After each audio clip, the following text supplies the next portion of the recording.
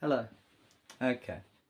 So, and by the way, I'm not doing the prayer position just to make myself some sort of holy being or something, although you're all holy beings as such. And as I said, like, authenticity is really important. So it's good to be able to communicate with everyone. It's good to be able to understand everyone, and it's good to not judge everybody, because we've got no place to judge anybody that we haven't lived their lives, we haven't had their experiences, we really don't know anything.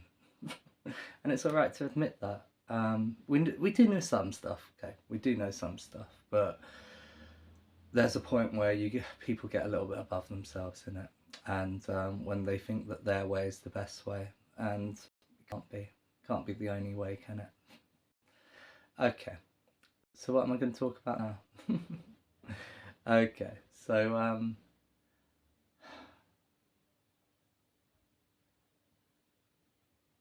let's talk about the ego. Let's talk about the ego, taking that we've just gone on to that.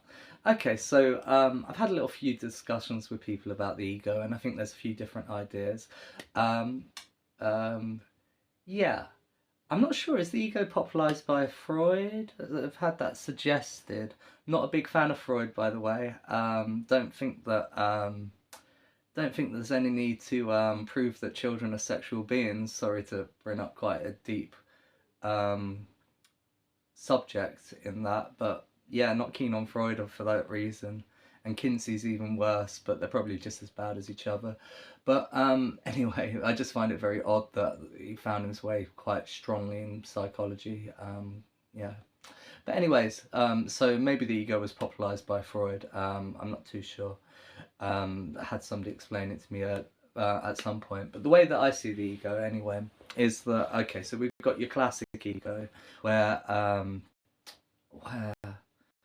you know, somebody is acting like they're something that they're not, and they're building themselves up under false terms to protect themselves, because they're scared of themselves and their failure and so forth, and they're trying to project this false image of themselves so that others don't think that of them, because they're too scared to face themselves, really, and they can't deal with the reality of things, which is quite a backward step, because you never progress in that place.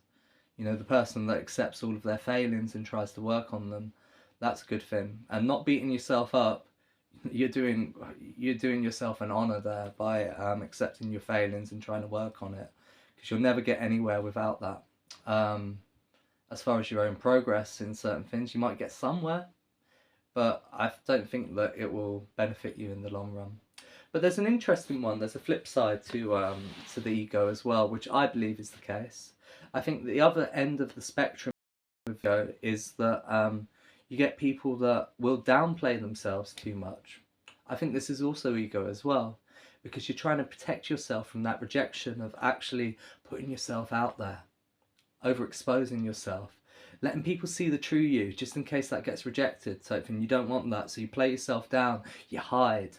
It's like, and to be honest, this is where I fall in, or where I have fallen in, and I've tried my best to do something about that, because I found myself hiding my talents, playing down my talents. And the stupid thing is, people believe you. So if you say I'm rubbish at this, people are going to say, well, he says he's rubbish at this. So they might believe you and not listen and not give you a chance based upon what you've said.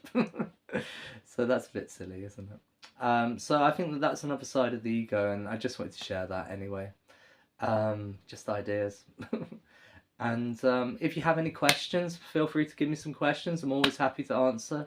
And I do my sound journeys regularly around Blackpool, St Anne's. I do it once a month in London. I'm happy to go anywhere and do them there. So hit me up. Cool. Have a lovely evening. Bye for now.